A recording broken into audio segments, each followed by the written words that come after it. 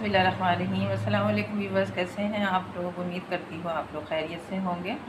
अल्लाह पाक आप सबको अपने हिफ्ज़ मान में खैर आफियत सेहत और तंदुरुस्ती के साथ रखे और अपनी रहमतों नेमतों से खूब नवाज़े। आमीन सुम्मा आमीन। तो बस आप ये जो नाचोस देख रहे हैं, हमने इन्हें चावल के आटे से तैयार किया है। तो हमने इनको किस तरह से तैयार किया है, तो चलिए इसके लिए देखते हैं आज की रेसिपी। तो यहाँ पे भी बस मैंने लहसुन की 5 से 6 अदद कलियाँ ले ली हैं और एक मीडियम साइज़ के प्याज था, इसे मैंने रफली काट लिया है। तो सबसे पहले इन दोनों चीज़ों को जो है हम मिक्सी में डाल के इसका एक पेस्ट तैयार कर लेते हैं। कढ़ाई को मैंने चूल्हे पर रख दिया है और इसमें हम पौन कटोरी जो है पानी ऐड कर देते हैं। अब पानी को जैसे ही जोश आएगा तो हम इसमें दूसरी चीज़ें ऐड करेंगे। यहाँ भी बस हमारा पानी पकना स्टार्ट हो गया है। अब इसमें मैं एक छोटी चम्मच नमक की ऐड कर रही हूँ और एक छोटी चम्मच ज़ीरे की और 1 टीस्पून ही इसमें ऑयल है। और यहाँ पे हमने जो लहसुन अदरक का पेस्ट तैयार किया है वो भी इसमें ऐड कर देते हैं और इसको हिला लेते हैं एक दफ़ा। और यहाँ पे भी बस मैंने जिस कटोरी से पानी नापा था उसी कटोरी से मैंने 1 कटोरी जो है चावल का आटा लिया है। तो आस्ता आस्ता करके जो आटा है हम इसमें मिक्स कर देते हैं। जैसे हम आटा इसमें मिक्स करेंगे आप देखेंगे कि जो आटा है वो पानी को अपने अंदर जज़्ब कर लेगा। जैसे करके तमाम आटा हम मिक्स कर लेंगे और चूल्हे की फ्लेम जो है थोड़ी कम कर लेंगे।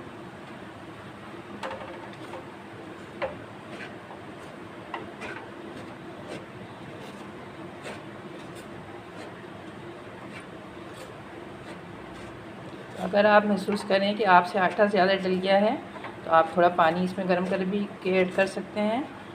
और अगर पानी आपसे ज़्यादा है तो आप थोड़ा सा चावल का आटा इसमें ऐड कर सकते हैं। ऐसे करके इसको हम अच्छे से मिक्स कर लेते हैं। तो यहाँ पे व्यूअर्स जो आटा है उसने तमाम पानी अपने अंदर जज़्ब कर लिया। तो आप देख सकते हैं कि डो सी बन गई है। तो अब मैं इसको दूसरे बर्तन में निकाल के शिफ्ट कर लेती हूँ और इसको थोड़ा सा ठंडा होने देते हैं। तो यहाँ पे व्यूअर्स हमारा जो चावल का आटा है वो हल्का ठंडा हो चुका था। तो मैंने यहाँ पे थोड़ा सा घी या ऑयल डाल के आप इसको इस तरह से मसल के चिकना कर लें, क्योंकि चावल का आटा हम जैसे ही पानी में ऐड करते हैं तो ये आपको मौका भी नहीं देता संभलने का और फ़ौरन से जो पानी है वो जज़्ब कर लेता है। तो उस वक्त आपने जो है जल्दी जल्दी से चम्मच चला के इसको मिक्स करना है। तो ऐसे करके मैंने इसको हाथों की मदद से ऐसे आप देख सकते हैं चिकना कर लिया और मैं इसको दूसरे बर्तन में शिफ्ट करके ढक देती हूँ और फिर आगे का जो हम प्रोसेस है वो करते हैं। तो यहाँ भी बस हमारा जो आटा है देख सकते हैं ये सेट हो गया है। तो इसमें से मैं एक पेड़ा लेती हूँ।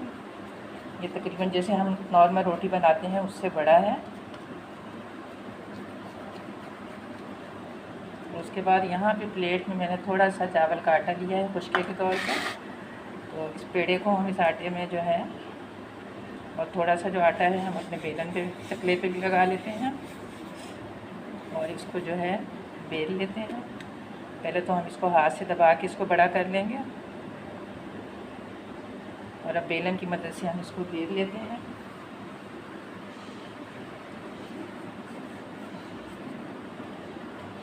तो यहाँ पे बस मैंने इसको रोटी की तरह बेल लिया है। अब हमें सिर्फ इसका दरमियान का पार्ट, चकोर पार्ट चाहिए। तो अब जो हम इजाफी इसके किनारे हैं इस तरह छुरी की मदद से उतार लें कटिंग करके और इन किनारों को हम दोबारा उसी आटे में शामिल करके इन्हें दोबारा यूज़ कर लेंगे। ऐसे कटिंग करके हम जो इसके किनारे हैं निकाल देते हैं।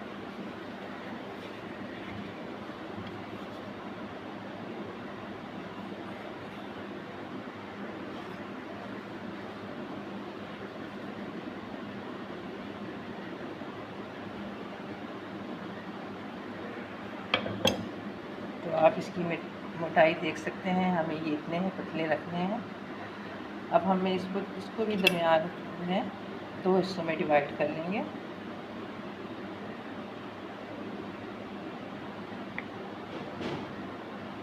और करने के बाद एक फोक की मदद से हम इसको इस तरह से फोक कर लेंगे ताकि जब हम ये फ्राई करें तो इसमें जो है ये फूले नहीं।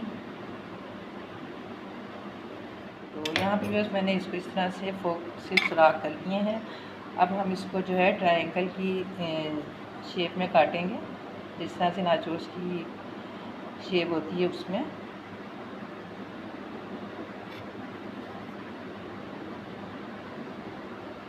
आप अगर आप छुरी से कटने में मसला हो तो आप उसके लिए पिज़्ज़ा कटर भी ले सकते हैं, क्योंकि चावल का जो आटा है थोड़ा स्टिकी होता है। तो छुरी को आप थोड़ा ग्रीस कर लें और इस तरह करके हम तमाम पीसेस जो है वो काट लेंगे। तो यहाँ भी बस मैंने इसकी कटिंग कर ली है, आप देख सकते हैं। इस तरह करके हम तमाम जो पीसेस है वो तैयार कर लेंगे। यहाँ पे बस हमारा जो ऑयल है गर्म हो गया है, मैंने ऑयल गर्म होने के लिए रख दिया था। तो अब हमने ये पीस तैयार किए हैं, अब इसमें डाल के हम फ्राई कर लेते हैं। तो आप जैसे इसको डालें तो आप इन्हें फ़ौरन ना हिलाएं। जब आप देखें कि इन पे हल्का सा कलर आ गया है और ये हल्के होके ऊपर आ गए हैं तो फिर आप इनको जो है हिलाएं।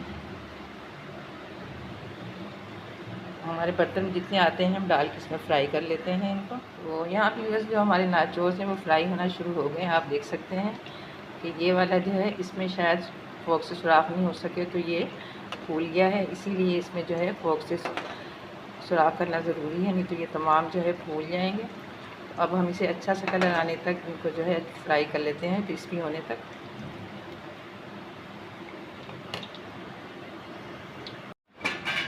तो यहाँ पे भी बस इस पर अच्छा सा कलर आ चुका है, आप देख सकते हैं, ये फ्राई हो गए हैं। तो आप इन्हें जो है मीडियम फ्लेम पे फ्राई करें ताकि ये अच्छे से क्रिस्पी और गोल्डन कलर आ जाए। तो ये वाला जो बैच है मैं निकाल लेती हूँ और बाकी के भी जो है हम इसी तरह से फ्राई कर लेते हैं। तो आप जब मैं अब ये बर्तन में निकालूँगी तो आप इसका साउंड सुनिएगा कितने क्रिस्पी हैं ये। तो बाकी के भी हम इसी तरह से जो है फ्राई कर लेते हैं।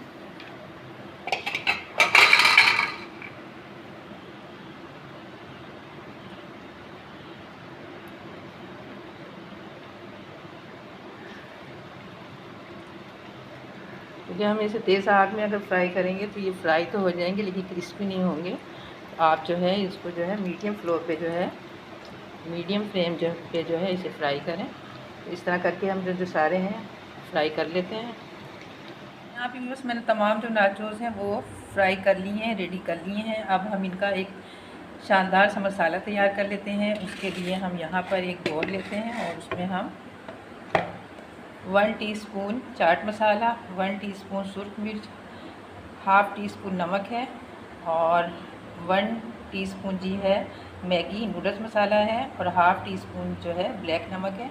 इन तमाम चीज़ों को मैं इसमें शामिल करके मिक्स कर लेते हैं और मिक्स करने के बाद अब हम इसमें ये जो हमारे नाचोस हैं इसमें जो है डाल लेते हैं। आप इसकी आवाज़ सुन सकते हैं कितने क्रिस्पी हैं ये, कितने क्रंची बने हैं।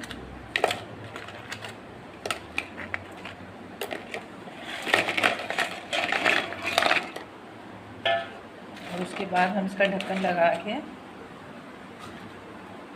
हल्के हल्के हाथों से इसको इस तरह से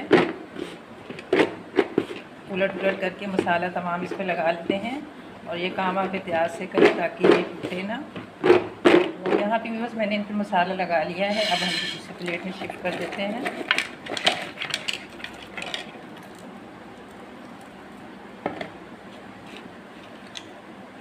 तो आप अपनी पसंद का कोई भी फ्लेवर का मसाला इसमें लगा सकते हैं।